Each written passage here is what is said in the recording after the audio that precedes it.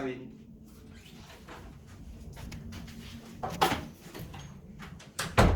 Hello, nice to meet the both of you. Hi, I'm Zhang. I'm Yi Hui, and we are from KPMG. The first problem we have identified is the missing signature on sales invoice 3167. It was not authorized and checked by the accounts manager. May I know why this document had not been verified and signed? When this document was made, only Jane Tan, the accounts executive, was managing all financial records and reporting in. This document was probably overlooked due to heavy workload previously on Jane, as she was the sole person managing all the financial documents. In this case, this lack of internal independent verification within the company could lead to an error in computation, causing sales to be overstated or understated. The accounts manager should always check the quantity of goods sold from the delivery order and ensure that the quantity recorded in the sales invoice matches with the delivery order. We will ensure that our accounts manager properly checks and signs on all sales invoices. Apart from that, we also noticed that the date of the sales journal was recorded in a different month. The sales invoice is on 15 May, whereas the sales journal was recorded on 3rd June. This will cause an understatement of sales in May and overstatement of sales in June. I recommend that the accountant should record the sales journal as soon as the sales invoice is prepared and checked. Okay, I will take note of that. Furthermore, the value recorded on sales journal is incorrect. It is $6,000 more than the actual amount recorded on sales invoice. This would cause an overstatement in sales. Moving on, for sales invoice 3409, we have noticed that the address stated on the delivery order and the sales invoice are different. However, there is a signature by the customer on the delivery order. May I ask why the address are different? We have already realized this problem and fixed it by delivering the items to the correct address. This will explain the presence of the customer's signature and the company stamp on the delivery order. Was there any documentation for the changes made to the address?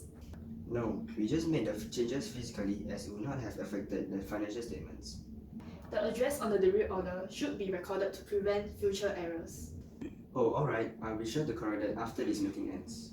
Furthermore, we noticed that the sales journal was recorded only on 30th June when the sales invoice was recorded and checked on 22nd June. This is just difference of 8 days. This will not affect the business at all.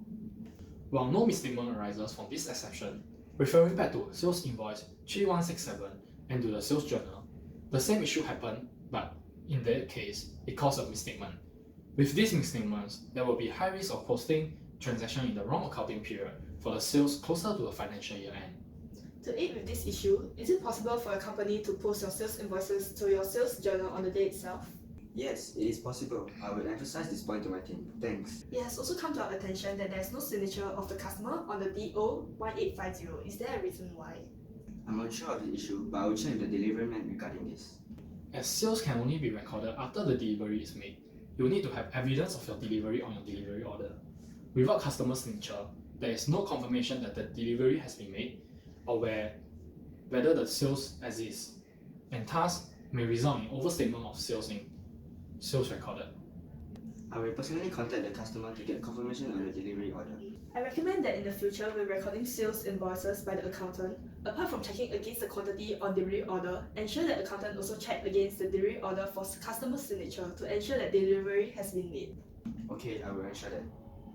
In addition, we also realized that your delivery was only made on 5th July, whereas the sales invoice was issued and sales journal was recorded on 30th June. This has resulted in an overstatement in revenue for financial year ended 2018 and an understatement in revenue for the financial year ended 2019. Therefore, I'll need the documents for the transactions made closer to the financial year end. Alright.